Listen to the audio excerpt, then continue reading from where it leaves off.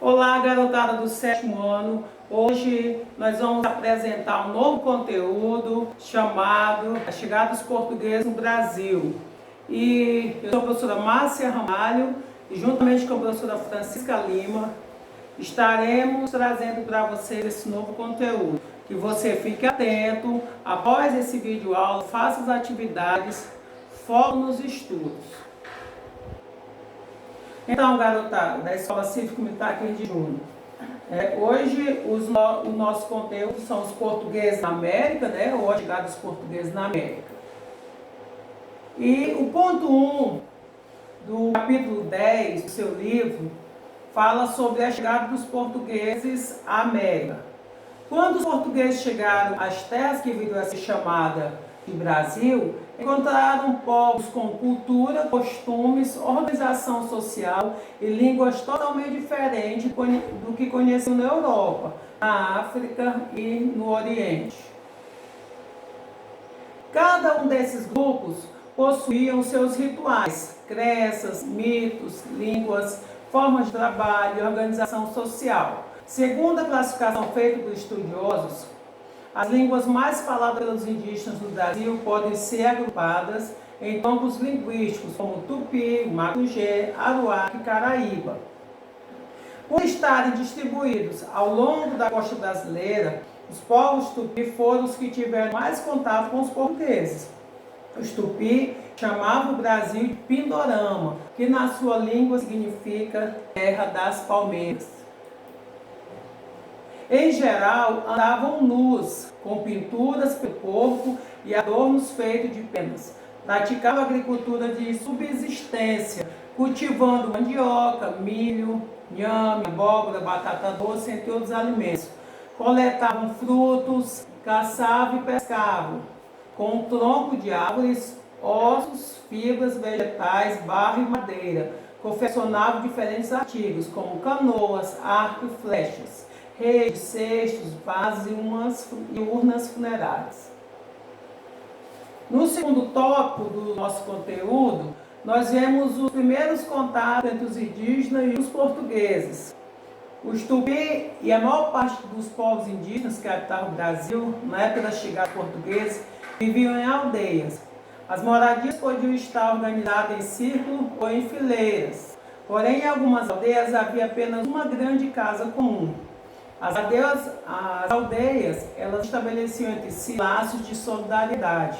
Entretanto, havia guerras constantes entre grupos diferentes de indígenas. Muitas vezes, os conflitos ocorriam quando um povo queria afirmar sua superioridade sobre o outro povo.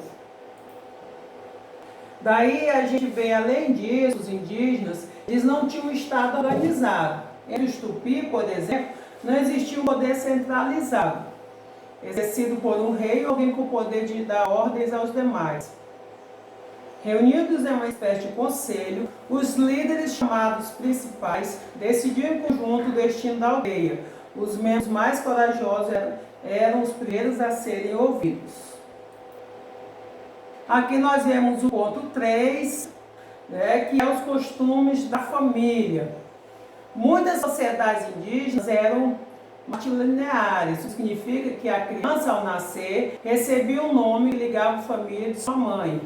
Em outros casos, o parentesco podia ser patrilinear, ou seja, estabelecido a partir do pai. Os casamentos, em geral, aconteciam entre membros da mesma aldeia. E em certos grupos, os guerreiros tinham direito a ter mais de uma esposa. Outros costumes bem marcados em muitos povos era o ritual de covarde, que consistia no resguardo do pai após o nascimento da criança. Nesse período, o pai não poderia trabalhar e deveria se alimentar de forma moderada. Essa prática demonstrava a importância do papel paterno no desenvolvimento da criança. Durante 1 ano e meio, mães e filhos se separavam. Aí nós vemos esse mapa, que também está aí no seu livro, que são os povos indígenas do Brasil na época do descobrimento. Então aí essa partezinha aqui laranjada, que você está vendo, são os Tupi-Guarani, essa parte aqui amarela são os Gês, Esse marronzinho aqui são aruaques, e assim por diante. O ponto 4, ele retrata o ritual antropofágico, que era a guerra. Essa guerra era um valor central da cultura tupi, servido principalmente para vingar parentes mortos pelo inimigo. O ritual da antropofagia estava associado à guerra. Nesse grande evento realizado na aldeia, o inimigo capturado no conflito era morto e devorado em uma festa ritual. Ser devorado em um ritual antropofágico era um destino digno da vida de um guerreiro. Isso porque, para os tupi, os mortos em guerra iam para uma espécie de paraíso, onde estavam seus ancestrais. Aqueles que comiam a carne do inimigo acreditavam que se incorporariam a força e o espírito valente guerreiro. Então aqui essa imagem ela retrata aqui esse ritual, que as pessoas também chamam ritual de canibais, mas é chamado antropofágico. Então no ponto 5, o contato com o outro. Quando os indígenas viram as caravelas de Cabral aportando, eles provavelmente sentiram grande estranhamento. O que eles teriam pensado ao ver homens barbados, com aqueles trajes vindo do mar e embarcação muito diferente das canoas que eles conheciam?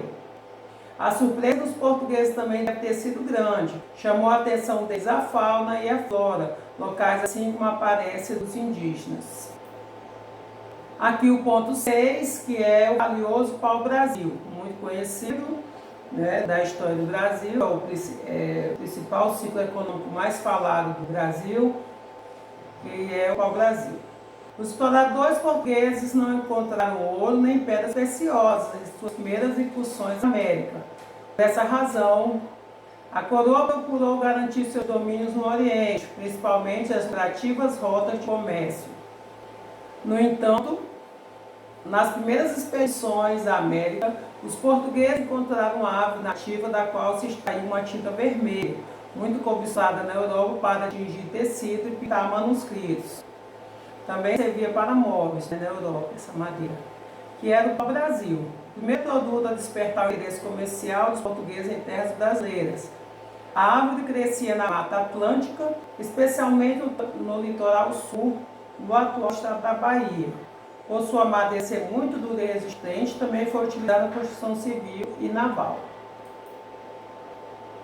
A coroa portuguesa, ela declarou um monopólio real sobre a exploração do produto. Assim, a madeira só poderia ser extraída e comercializada com autorização régia e o pagamento de tributo a Portugal. Na floresta, a madeira era explorada no regime de escambo, que é o caso de troca, Por meio dele, os indígenas cortavam as madeiras e carregavam até os navios em troca de diferentes produtos, como peças de tecido, ou seja, para eles carregar essa madeira, eles recebiam aí peças de tecido, contas floridas, canivete, facas, espelho. A intenção dos portugueses era realmente explorar o pau-brasil, e essa espécie ela ficou devastada, Hoje ela está ameaçada de extinção, como outras espécies da Mata Atlântica. E aí nós vamos ver o ponto 7, que é a forma de resistência dos índios. No início eles não resistiram tanto, mas com essa exploração, com o escambo, eles começaram a resistir a esses trabalhos forçados. No início da colonização, os portugueses na América, os indígenas, ela foi pacífica, Aí depois dessa convivência, os europeus aprenderam com os nativos, por exemplo, a se orientar nas matas, a fabricar canoas com um único tronco de árvore. O milho, a mandioca e outros produtos da dieta indígena foram incorporados à alimentação portuguesa, a cultura que se formaria no Brasil. Porém, as tensões tornaram-se inevitáveis quando os portugueses começaram a escravizar os índios, obrigando-os a abandonar suas aldeias e a trabalhar nas lavouras. A guerra dos conquistadores contra os nativos, que resistiu à dominação, conhecida como guerra justa. Ou seja, para os brancos, eles achavam que isso era uma guerra justa. Tornou-se uma prática frequente. Assim, no século XVII, uma parcela da população nativa já tinha sido dizimada pelos portugueses. A resistência indígena ela se intensificou no processo de colonização. As fugas, as guerras contra os colonizadores, os ataques contra as vilas, a defesa das aldeias tornaram-se práticas comuns entre indígenas. Também ocorriam muitos casos de suicídio quando os indígenas não conseguiam escapar da escravização. Outras formas usuais de sabotagem do projeto de dominação foi a aliança que alguns povos indígenas faziam com outros invasores europeus, que ameaçavam a hegemonia portuguesa no território. Ao longo dos séculos, os indígenas tiveram de enfrentar a violência da dominação, a invasão de suas terras, a imposição de outra cultura. Até os dias de hoje, a resistência acontece com a reafirmação da identidade dos diversos povos indígenas, na luta pela preservação e pelo conhecimento de suas culturas. Ponto 8 é a resistência tupinambá. Os tupinambás, eles habitavam uma extensa área do litoral brasileiro no século XVI, quando as tentativas de escravização empreendidas pelos portugueses organizaram uma associação das populações situadas entre os atuais cidades de Cabo Frio, que é Rio de Janeiro, e São Vicente, que é São Paulo hoje. Essa associação ficou conhecida como Federação dos Tamoios. Os tupinambás se aliaram aos franceses, que entre 1555 e 1567 formaram uma colônia na Baía de Guanabara, respeitando as determinações do Tratado de Tordesilhas. A Confederação dos Tamoios foi liderada pelo chefe tupinambá Cunhambebe. Devido ao grande poder ofensivo da Confederação, os padres jesuítas Manuel da Nóbrega e José de Anchieta foram chamados para mediar um acordo de paz. Depois de muita negociação, os padres obtiveram a chamada paz, mas os combates continuaram. No final, os tupinambás foram massacrados, os franceses foram expulsos do território. Ponto 9. Resistência Guaicuru. Os Guaicuru eram grupos indígenas que, para escapar da colonização espanhola, migraram da região do atual Paraguai para a região dos atuais estados de Mato Grosso do Sul e Goiás. Os Guaicuru eram grandes guerreiros e, por influência dos colonizadores, adotaram o uso de cavalos em seus ataques. Em 1791, o Tratado de Paz e Amizade foi firmado entre esses povos e a coroa portuguesa. Por esse acordo, os Guaicuru passavam a colaborar com os portugueses na sua luta contra os espanhóis em algumas regiões. Outra tática de resistência usada com frequência por diversos povos contra as imposições colonizadoras foram as fugas, a recusa ao trabalho, a sabotagem e as correrias, que eram os assaltos aos campos inimigos.